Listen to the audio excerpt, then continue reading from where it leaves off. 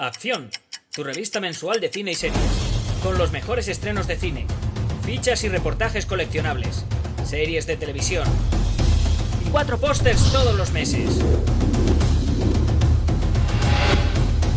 Búscala en tu kiosco. Muy buenas amigos y seguidores del canal de Acción Cine. Un día más, un nuevo vídeo a la carta. En este caso toma 2 porque he cometido un pequeño error en el vídeo original, pero nada que no pueda subsanarse con una nueva toma. Así que lo primero que sepáis que voy a hablar de una película en este vídeo a la carta, una película a la que le tengo un cariño enorme, una película que me parece, de primera, sin paños calientes, una de las mejores películas de la historia del cine. Punto. Para mí, una de las mejores películas de la historia de Hollywood, y que nos lo ha pedido la crítica, nos lo ha pedido nuestro amigo José.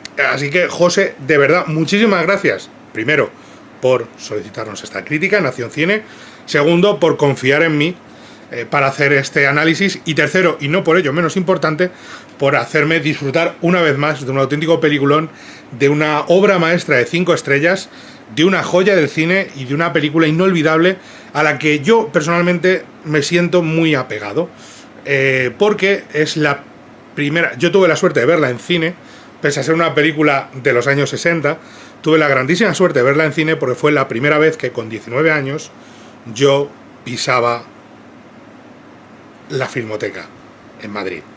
Fui a ver la Filmoteca con unos compañeros que eran de tercero, yo tenía 19 añitos, recién llegado, un par guelillas en la universidad, y un par de compañeros de una revista cultural que había en mi facultad. Ellos llevaban la sección de cine y me inculcaron, me intentaron inculcar un mayor cariño por el cine clásico. Me llevaron a ver, por ejemplo, Senso al Pequeño Cine Estudio, la primera vez que iba al Pequeño Cine Estudio, y me llevaron un día, me invitaron a acompañarles a ver esta película, esta maravillosa obra maestra de la que quedé enamorado porque es una de las grandes joyas y además es la prueba fehaciente y viviente de algo, de una de las máximas que siempre decimos y que utilizamos a veces como si fuera un recurso fácil, pero que es mentira, que es cuando decimos una y otra vez que no se puede hacer un gran libro, una gran película de un gran libro, que el libro siempre es mejor.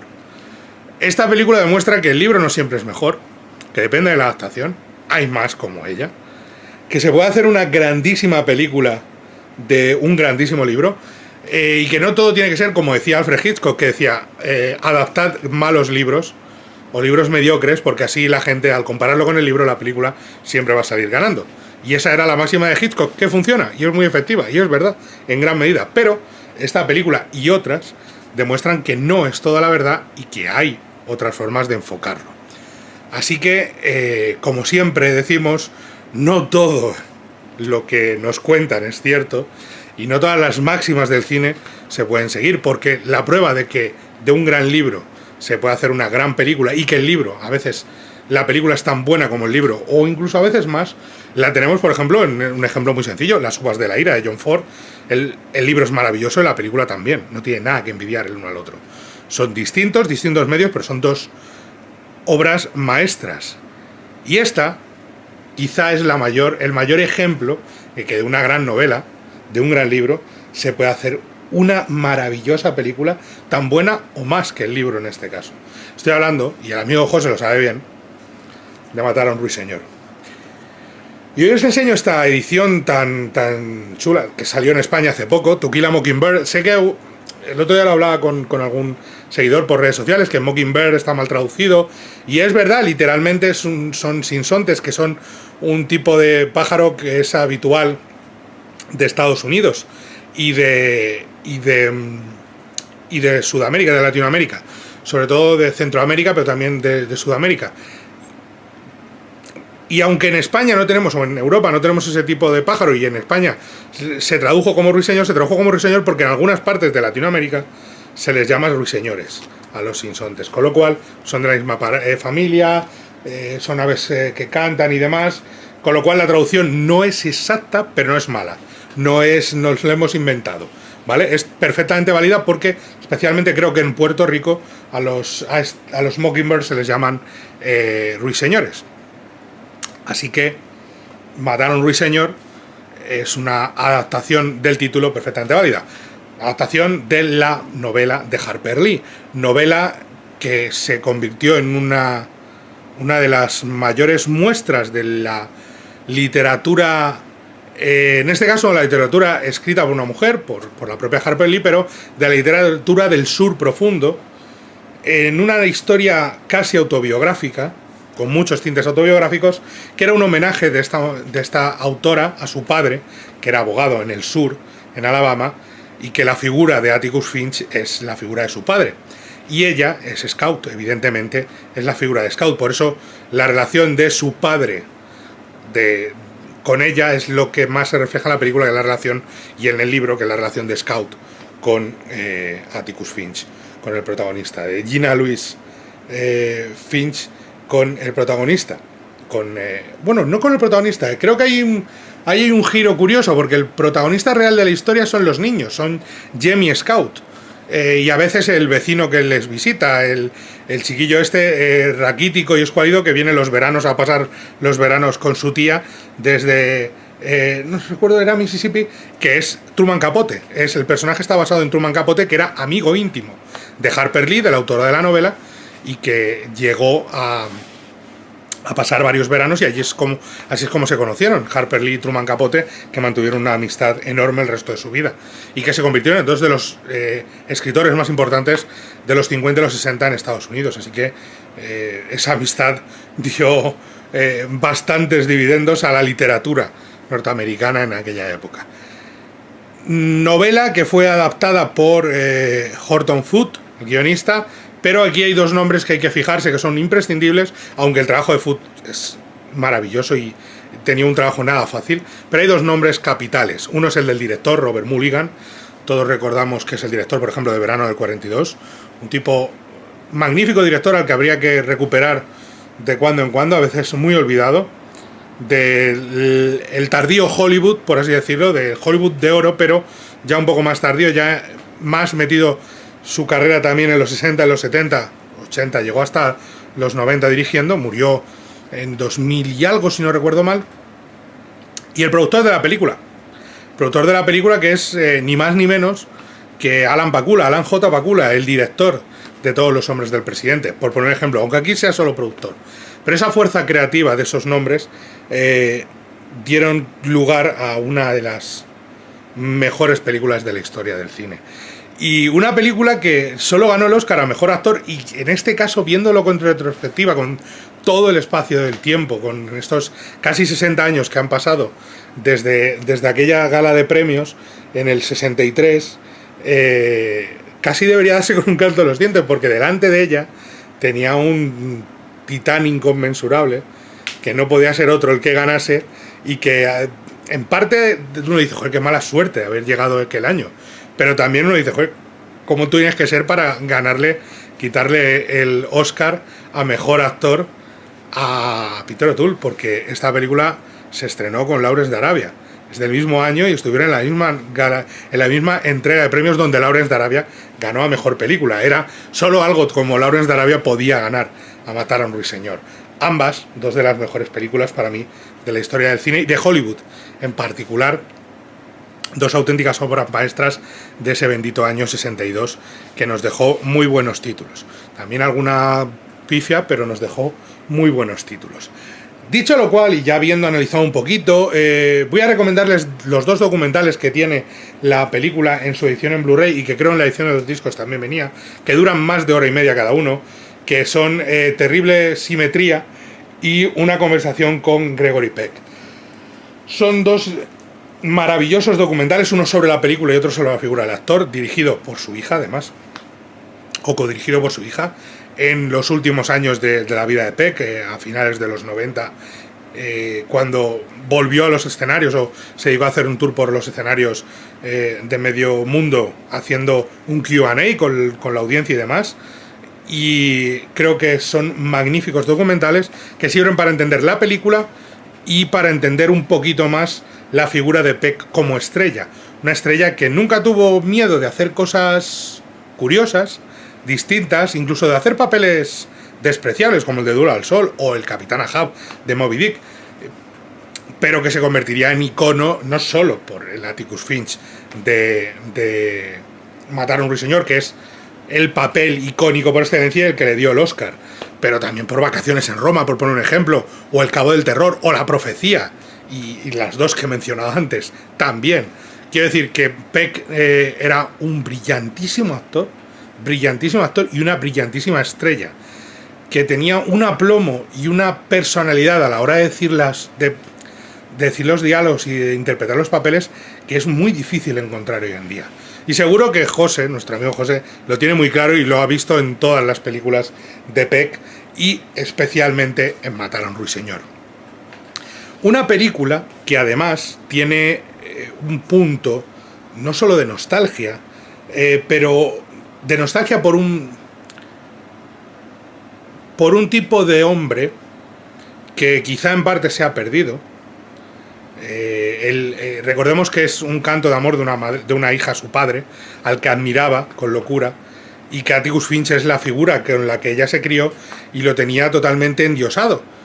Y por eso Atticus Finch es la cumbre de todo lo bueno. De hecho, está considerado, lo hemos dicho, el mayor héroe de la historia del cine americano por parte del American Film Institute, por encima de nombres como Han Solo e Indiana Jones, los dos de Harrison Ford. Pero bueno, y muchísimos más. Es el gran héroe del cine americano, del cine de Hollywood, es Atticus Finch.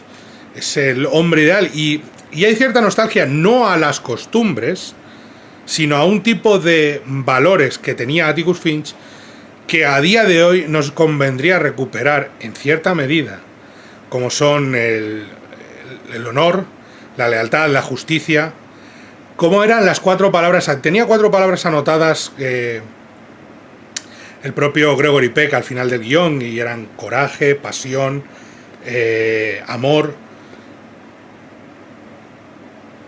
y eso era Atticus Finch. Y nos convendría recuperar ese tipo de personalidad, porque somos insolidarios, somos poco empáticos, pero también la película nos recuerda que hubo un tiempo horrible, terrible, oscuro, en la depresión, y un tiempo en el que ser un ciudadano negro en Estados Unidos, en el sur de Estados Unidos, podía granjearte que te linchasen a la puerta de un juzgado, o que la policía no te protegiese, o que tuvieran que custodiarte para que no te matasen, o que te matasen directamente y nadie buscase a los culpables. ¿Le suena de algo? A lo mejor ni la película ni el libro están tan desencaminados. A lo mejor deberíamos volver a ver Matar a un ruiseñor para entender que de aquellos lodos, aquellos polvos vienen estos lodos, y que la vida en el sur, en Estados Unidos, tiene, por desgracia, que evolucionar todavía, porque la película, que habla del racismo de una forma descarnada y terrible, a día de hoy es totalmente vigente. Es tan vigente a día de hoy que duele verlo, porque la película no solo es del año 62, es que está ambientada en los años 30. O sea, fíjense ustedes el cambio. Está ambientada en los 30. De hecho, la niña te habla de la ciudad de Maycomb, Scout, la voz en off cuando ya es adulta. La voz en off adulta te dice que Maycomb ya era un lugar así cuando ella lo conoció en 1932. Y la película está rodada en el 62, con la mirada de los 60, con Kennedy en el poder, con un cierto aperturismo, con la lucha de los derechos civiles, con ganas por hacer algo importante, por cambiar. Otra cosa es que se consiguiese, y eso es lo malo. Pero es que te refleja el año 32, el año 62, y estamos en 2020. Y Estados Unidos tiene en algún momento que dar ese paso adelante para dejar atrás el odio racial, que creo, personalmente, esto sí que es una opinión personal, que creo que hay en parte de Estados Unidos. Y que creo, honestamente, que la película nos ayuda un poco a entender, de la mano de Atticus Finch y de sus hijos, de Jem y de Scout. 2 niños que viven en el sur, que viven libres de prejuicios, que tienen una criada negra, pero no es una criada, es una empleada del hogar, es una empleada que trabaja sus horas, se va a casa, a la que tiene totalmente a la que tratan como como miembro más de la familia, a la que Scout obedece o si no se gana un azote, y a la que no tratan como una esclava, ni con segregación, ni con... No, la tratan con el respeto de un igual, porque Atticus Finch es eso, es el deseo de la igualdad y el deseo de acabar con el racismo.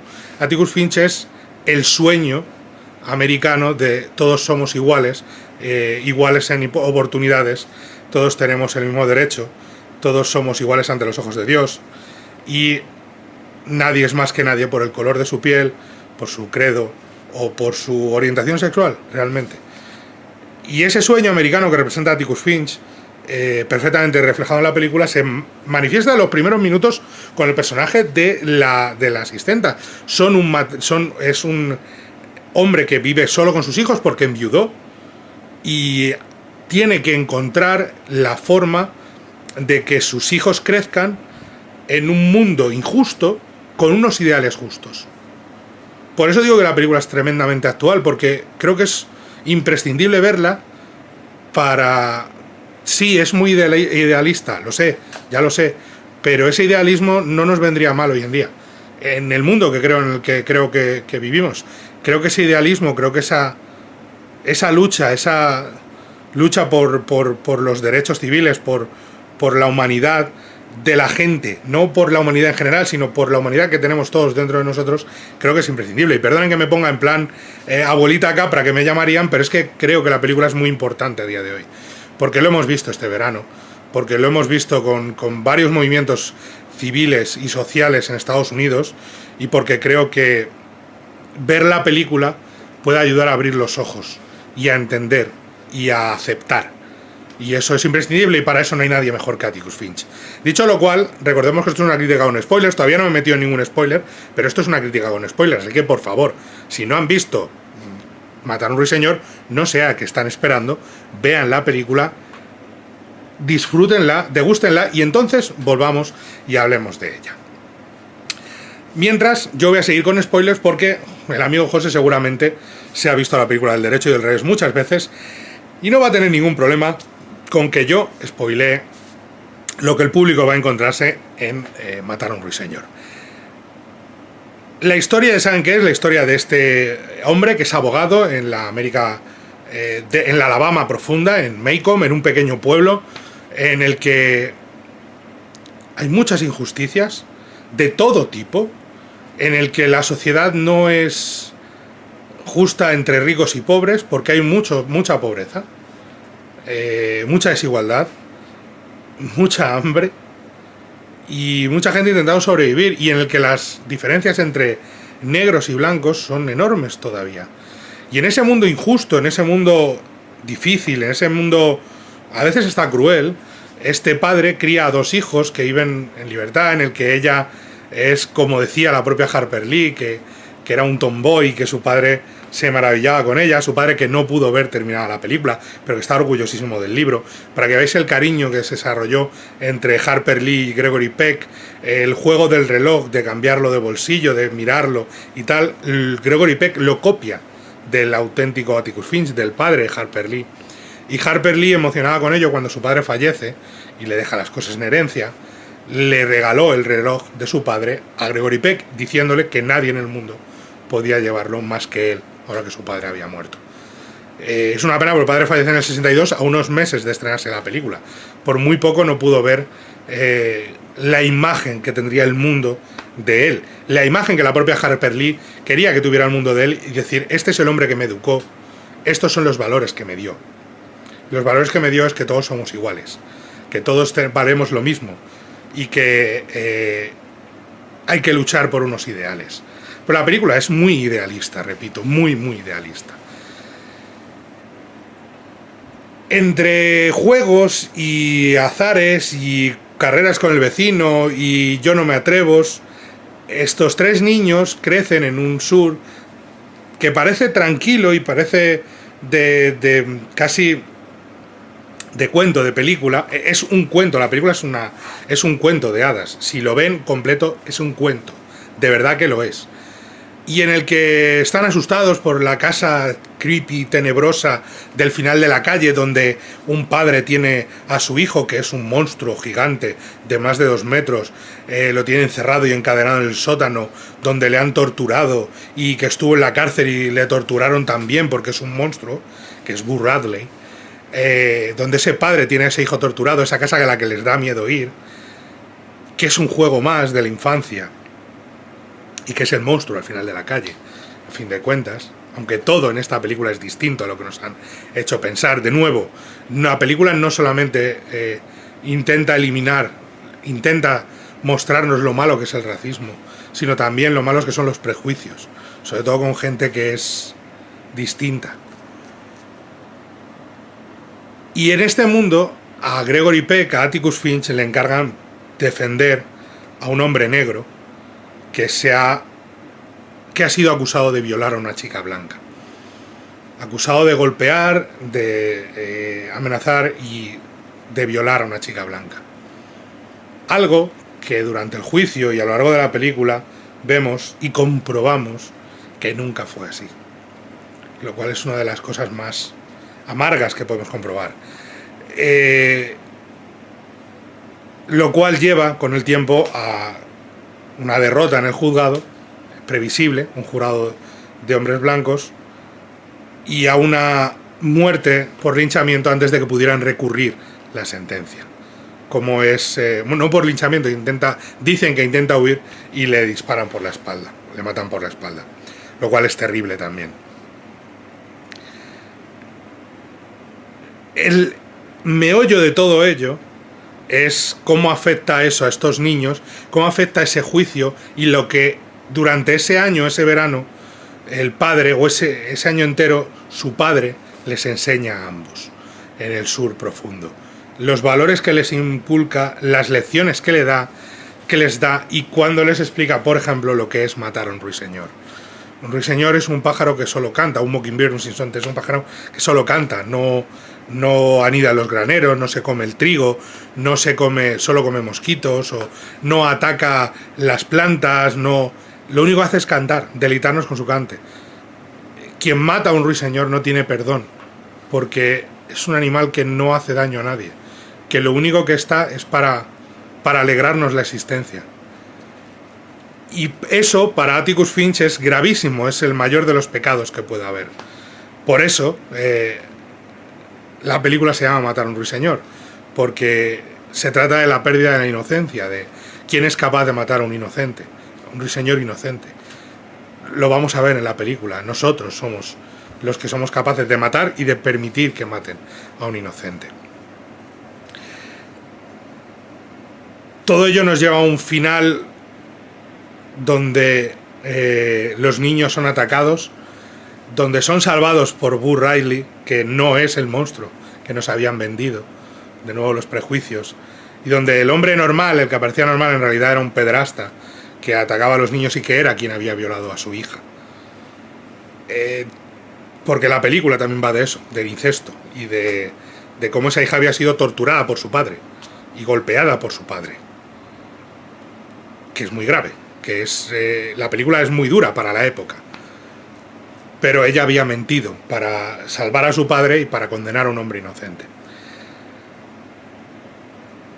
Todo esto tiene un aspecto de cuento porque el propio Robert Mulligan le da un tono de cuento. La fotografía, cuidadísima, en blanco y negro. No ganó fotografía en blanco y negro porque estaba nominada el Día Más Largo, que ganó en aquel año mucho más dinero. Es la de un cuento y con muchos elementos de terror.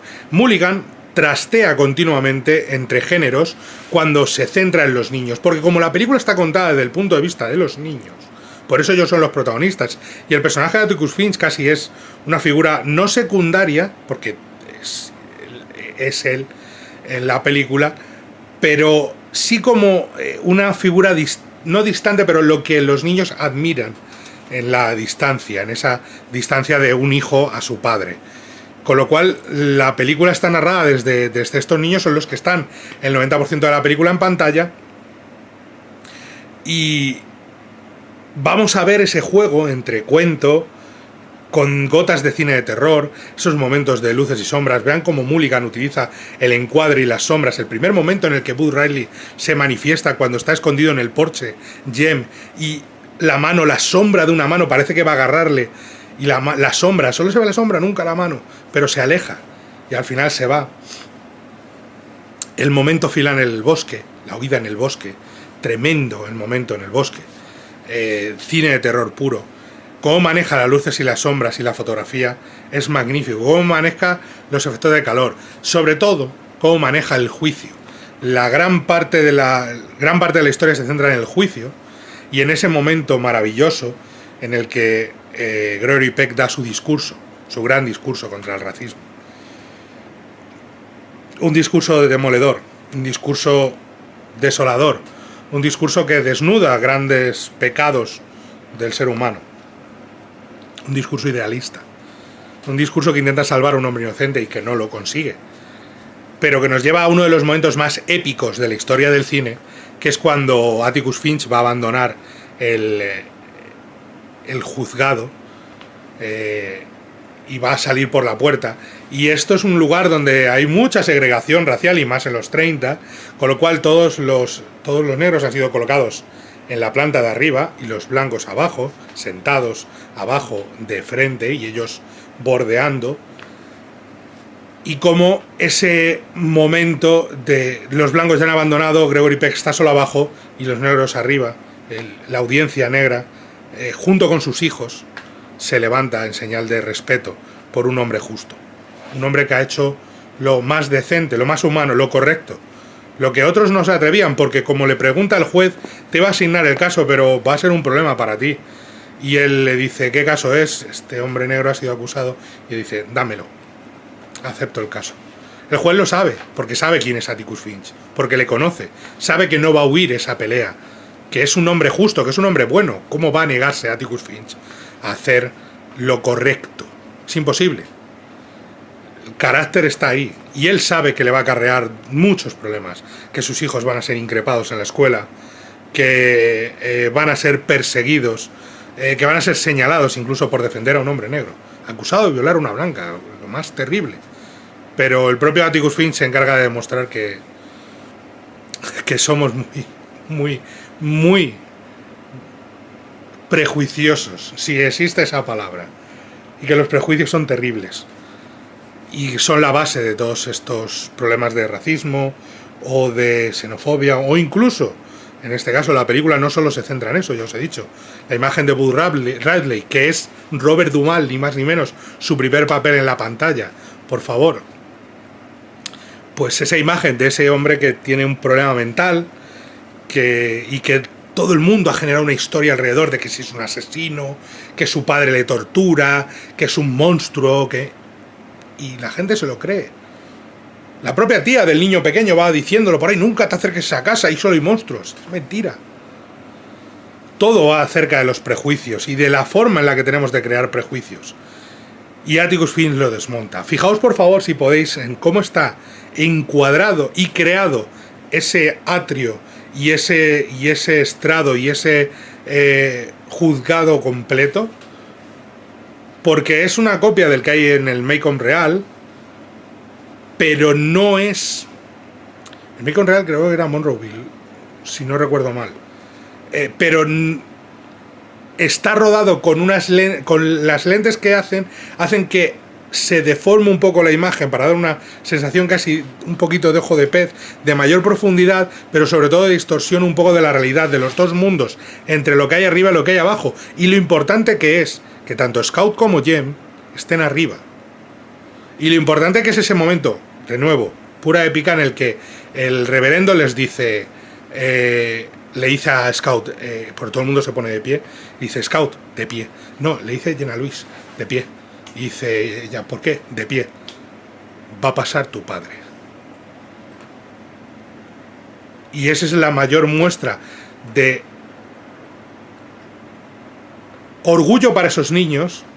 Ojo, cuidado, que toda esta comunidad está diciendo un saludo a mi padre, un saludo en silencio, a mi padre que ha sido derrotado, pero que ha luchado por defender a un hombre inocente, sin importar el color de su piel.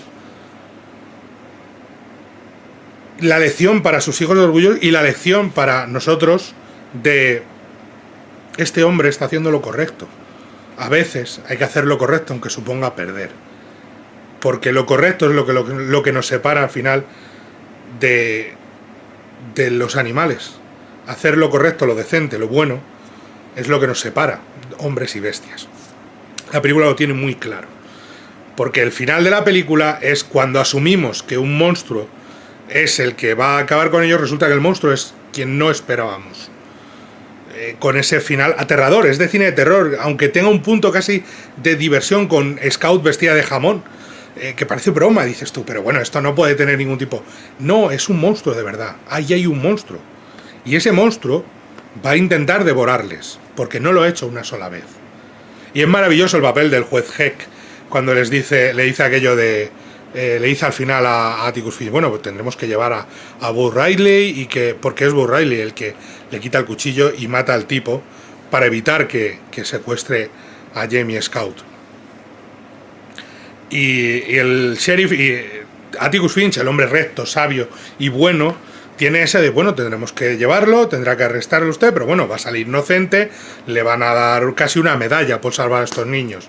Y le dice el sheriff, no pienso hacer nada de eso. No se confunda. Hacer eso sería matarle. Todas las mujeres de aquí a 3 condados, lo primero que van a hacer cuando lo sepan es hacerle una tarta y traérsela. Y este chico, con ese problema que tiene, lo último que necesita es ser el centro de atención de este pueblo. No voy a hacerle eso, sería matarle. Por lo que a mí respecta, y todavía soy la autoridad en este pueblo, este hombre se cayó sobre su propio cuchillo y se mató él solo. Y como si tengo algo que decir al respecto, y lo tengo porque soy el sheriff, eso es lo que pasó.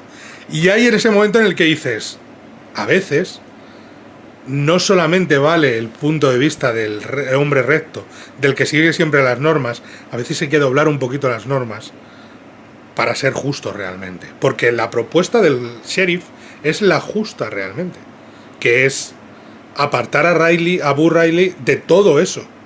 Arthur Buzz Riley tiene que quedar al margen, porque ese niño hombre que se asusta cuando le descubren detrás de la puerta, porque tiene miedo de todo, no puede ser el centro de atención del pueblo. Aunque la gente lo haga con buena voluntad, con esa buena voluntad de, jolín, este hombre es un héroe, sería acabar con su vida, sería matar al pobre Buzz Riley. Y no creo que nadie en el pueblo quiera eso. Es más, creo que todo el pueblo lo que quiere es sentirse orgulloso de él, pero ese orgullo malentendido acabaría con la vida de este personaje. Lecciones de vida que da la película, de nuevo. Hay una escena maravillosa rodada como Los Ángeles, que es la del perro. Cuando aparece un perro rabioso enfrente de la casa. Y la única solución con un perro rabioso es matarlo. Y entonces los niños descubren 2 cosas. Primero, que su padre, el pacifista, el que nunca usaba armas, usa armas y sabe usarlas, es el mejor tirador del condado, no cualquier cosa. Segundo, que hay veces en las que, por mucho que nos duela, hay que hacer cosas que nos duelen para salvaguardar a los nuestros. Y un perro rabioso, no hay forma, en años 30 estamos hablando, no hay otra forma de acabar con él que no sea disparándole, que es lo que hace Atticus Finch. Y por favor, ¿cómo está rodada esa escena en la que se está subiendo las gafas para apuntar, subiendo las gafas y se le caen, y al final tira las gafas al suelo? Ni siquiera se las guarda, las tira al suelo y luego vemos cómo las recoge del suelo en un momento maravilloso. ¿Por qué? Porque lo importante es acabar con el perro. Y el sheriff le está diciendo, el sheriff va a disparar y dice, no, Atticus, dispara tú. No, mi padre no sabe de armas, no. Tu padre es el mejor tirador del condado. Otra cosa es que tu padre no necesita el uso de la violencia para demostrar poder. La violencia es el último recurso. Es un recurso desesperado. Es el recurso cuando ya no queda otro recurso. Que es de nuevo el mensaje que todo el tiempo Atticus le dice a sus hijos. No hay motivo nunca para pelearse. Y Scout se pelea continuamente porque es una chica que no va a permitir que digan cosas feas de su padre, que digan mentiras de su padre ni injusticias del mundo que les rodea. con lo cual no va a permitir que nadie diga de Atticus. No le llaman papá, le llaman Atticus. Que nadie diga eso. Es el momento de Jem maravilloso en esa otra escena rodada como Dios, en la que los niños descubren que Atticus no está en casa y van a buscarle, y es que han trasladado al preso a la cárcel del pueblo para ser juzgado, con lo cual todos los turbita, la turba del pueblo, se dedican, todos los racistas se dirigen a la cárcel para matarle, para lincharle, y Atticus, en la puerta del juzgado, en la puerta de la cárcel, está con su libro, con esa silla tambaleante, leyendo el libro con una lámpara que ha sacado a la calle, y no le da miedo enfrentarse a gente que va armada y demás, y que dice, ¿qué vais a hacer? ¿Matarme delante de la calle aquí? ¿Vais a matarme a mí? ¿Quiénes sois vosotros realmente? Y entonces aparecen los niños, y cuando Atticus Finch dice, id a casa, o cuando Atticus Finch dice, meteos en casa, cuando Atticus Finch da una orden, los niños obedecen. Pero Jem, Scout no lo entiende todavía, y el amigo menos todavía. Pero Jem lo entiende perfectamente, porque no es tan niño, y entiende lo que está pasando. Y no va a dejar a su padre solo, porque su padre le ha enseñado que hay veces en las que hay que plantar cara para evitar que se mate un ruiseñor. Y hay veces en las que hay que ponerse delante y decir, hasta aquí, y trazar una línea. Cuando Atticus dice, marchaos a casa, dice, no señor, hoy no, yo no me voy a casa. Y es Scout con su inocencia la que desenmascara a la gente diciendo, ay señor no sé quién, ¿qué tal está su hijo? Que el otro día estuve con nosotros y tal. Y entonces el hombre dice, ostras, ¿qué estamos haciendo? ¿Vamos a matar a este hombre delante de estos niños? ¿A su padre? ¿Y al otro? Y se dan cuenta de la vorágine de violencia en la que está metido todo. Y se marchan. Más tarde lo conseguirán, pero esa noche, por una noche, la justicia real funciona, el ser justo funciona, y los niños vencen el terror. Y en los ojos de Gregory Peck, y perdonad porque casi me emociono contándolo, se ve esa maravillosa sensación de orgullo de padre que dice de repente, joder, he criado bien a mis hijos, yo solo, porque mi mujer falleció, pero he criado bien a mis hijos. He sido el padre que tenía que ser. Y esa idea se traslada durante toda la película, y la traslada a Atticus toda la película, en la sensación de que, aunque se peleen, aunque sean rebeldes, aunque líen algunos pollos, ha criado dos buenos hijos. Porque es un buen padre. Recordar el final de la película, él no se movería de la cama en toda la noche, del lado de la cama de Jen en toda la noche. Esa es la verdadera figura de Atticus Finch, que era un hombre una figura más grande que la vida, de hombre justo, luchador, que no va a dejar que un ideal caiga, pero que sobre todo era padre, y un gran padre, que es lo que Scout, que es lo que Harper Lee siempre quiere dejar claro, que es, ante todo, este hombre era mi padre. Antes que Atticus Finch, era mi padre. Y me crió para que yo creyese en lo mismo que él. En la igualdad, en la honestidad, en el amor, en el coraje, en la pasión, en todo lo que nos hace o nos puede hacer buenos, mejores. Quizá no buenos, pero sí mejores de lo que somos. Y ese momento está tan bien trazado, no solo por el guión, sino por la dirección maravillosa, cómo mueve la cámara Robert Mulligan, que no la mueve excesivamente, no hace grandes... De hecho, solo hay un momento en el que no me gusta de la película, que es en el juzgado, cuando la joven está acusando a quien supuestamente la ha violado. Ese zoom que hace no me gusta nada, porque no me gustan los zoom, no creo que sean narrativamente útiles, y creo que ahí excede el tiempo de zoom y me da una imagen más televisiva que cinematográfica, y no me termina de convencer. Así que es el único plano de la película que no me termina de funcionar.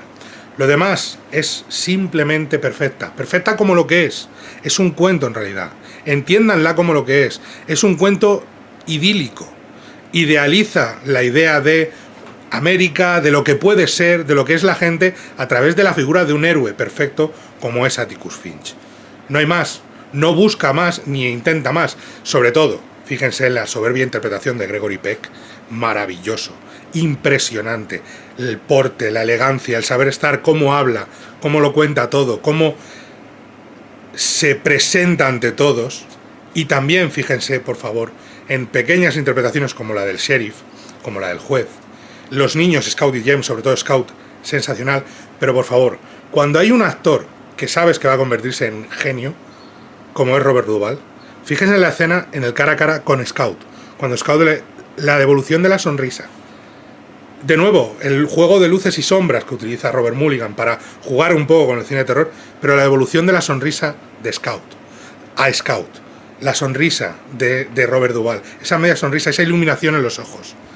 Y Gregory Peck, por favor, el discurso, el pacing de las palabras, el ritmo del discurso, cómo lo cuenta todo, cómo lo dice todo, es simplemente perfecto. O sea, es la interpretación perfecta. Si quieres ser actor y quieres fijarte en una interpretación, esta es una de ellas, porque es todo perfecto. O sea, no hay más. La voz, el tono de voz, el acento, cuando hablan del calor, cómo se mueve, la elegancia, la presencia física, lo imponente de eso de 1,90 m, todo es Gregory Peck. Así que, José, de verdad, muchísimas gracias. Espero que te haya gustado estas 5 estrellazas que le damos a Matar un Ruiseñor.